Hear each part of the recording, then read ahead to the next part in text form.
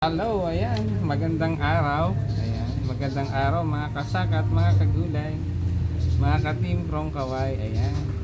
So, mag-prepare po muna tayo ng FFJ or organic fertilizer kasi po nung dumaang bagyong Christine ay nabuwal ang aming sweet papaya. Ayan, naputol po. Kaya maraming mga papaya ang nahulog tulad po nito, no, overripe po siya. So ito po yung sekreto ng aming mga halaman kapag dinidilig ko ito ay namumulaklak at namumunga. So ito po ay isang organic fertilizer na gagawin ko pong muli. Ayan, ang dami ko po niyan. Ayan. O parang tuba. Ayan, tagay na tayo. Ayan, so gagawa po mula ulit tayo. Ito po ay ibinababad ko lamang dito. Ayan.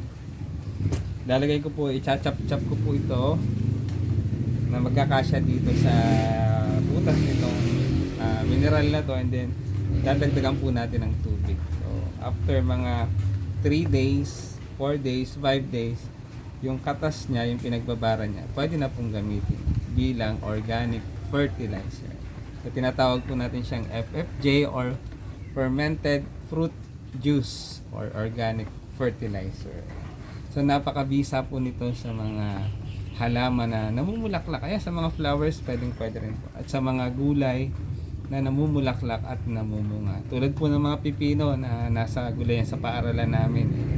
Yung na lang pong mga papaya din na nakatanim po at mga kalamansi. Ayan. So ito po yung sekreto ng huwag kayong maingay. So simulan na po natin. So marami po akong ganito dito sa bahay. Ayan. Yung katas po dinadala ko na lang po sa school. Para may pandilig po kami sa aming gulayan sa paaralan. So i-chop-chop lang po natin siya. Ganito, ayan. Ihiwain po natin siya. Ayan, may kutsilyo. Yung magkakasya po dito. Ayan. So ihuhulog lang po natin siya doon. Ayan. Ayan. So ito po yung overripe na. Ayan. Nabugbog. Bugbog. Ayan. Nabugbog po gawa ng binugbog ni Christine. Lalagay po natin siya doon, ibababad ng mga 3 days. Usually 3 days pwede na pong gamitin. Pero habang tumatagal, mas effective or epektibo yung fermented fruit juice nating organic fertilizer. Ayan. Kahit dito po sa bahay, organic po ang ginagamit ko. Hindi po ako gumagamit ng chemical. Kasi po pag chemical ay maaring malason ng sino man na kumain kapag hindi po na-handle ng maayos ang gulay. Ayan. O, ayan. I-chop-chop lang po natin siya ng ganito. Ayan. So mga kagulay, mga kasaka, kapag meron po kayong mga overripe na prutas, pwede rin po ang kalabasa. Ayan. Saging. Ayan. Usually, unang-una ko pong ginagamit ay saging. Yung dahon po lalo ng lakatan. Nung ako ang inyo pong maestro panaderong gala ay gumagawa pa at nagpiprepare pa ng special banana moist cake. Ayan. Ngayon hindi na po masyado makagawa. Kadami ng gawain. Ayan. So yung pong yung balat po noon, yung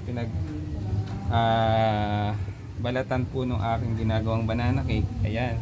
Ibinababad ko rin po yun at ginagawa ding organic fertilizer. Sana po ay mag-enjoy kayo sa aking video, sa aking reels. Ayan, kung nagustuhan nyo po, i-like nyo po and i-share nyo na rin po para po malaman at may matutunan din ang iba. So ayan, dito po ako sa may pintuan ng aming bahay kubo. Ayan. Ituloy ko lang po ito. Ayan. Para meron po tayong pandilig. Marami rin po kami dito mga tanim sa paligid ng aming bahay kubo na mga prutas. Ayan, avocado, papaya, kalamansi, guyabano, langka. Ayun, at yung meron po akong 2 puno o bali 3 puno ng lansones. Ayan. Ay, may rambutan din po. Ayan. So ginagamit po namin itong pataba. Ayan. Sa school din. Ayan. So bukas po, ayan. Pag nag-report po ako sa school, magdadala po ako ng katas o yung pinagbabaran niya. FFJ. Ayan. So sana po ay nag-enjoy kayo sa aking video. Sa mga hindi pa po naka-follow, mag-follow na para updated po kayo sa mga videos or reels or tips, especially sa gardening, sa agriculture. Ay marami po kayong matututunan kay Maestro Panaderong Galang. Ayan. Thank you for watching. Sana po ay magustuhan niyo po. Mag-enjoy. At ayan, sa mga hindi pa po naka-follow, mag-follow.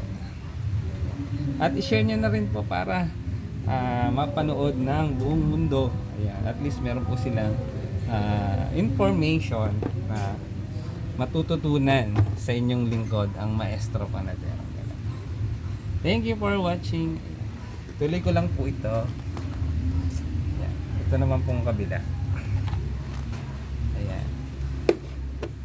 So tips po ito sa agriculture, especially sa mga may hiling magtanim. Ayan. Ng mga namumunga at namumulaklak na halaman. Ayan. So ito po yung ina-apply namin sa aming gulayan. Sa kamatis, okra, sili, lalo tigit po yung bago ngayon, yung aming bagong tanim ng mga fresh na lettuce. Sorry, pipino po. Ayan. Ang ganda na rin po. Ang ganda po kasi ng panahon, umiinit, umuulan. Kaya malulusog sila. Plus, samahan pa po natin ang paggamit ng mga ganitong organikong patata. So, sana po ay nag-enjoy kayo sa aking video or reels. Ayan, like and share and mag-comment po kayo dyan sa comment section. Pag hindi pa po kayo na-follow, mag-follow na. At kung meron po kayong mga comment or suggestion, tanong, i-comment nyo na lang po dyan sa comment section. Or mag-PM po kayo sa akin. Muli, ito po ang inyong lingkod, ang Maestro Panaderong Galang, na nagsasabing magandang buhay, magandang araw. Keep safe po tayo, medyo maambon, umuulan. Keep safe po tayong lahat at lagi po tayong magpasalamat anuman po ang mga biyaya na ating natatanggap sa Panginoon. Muli, magandang araw. God bless everyone.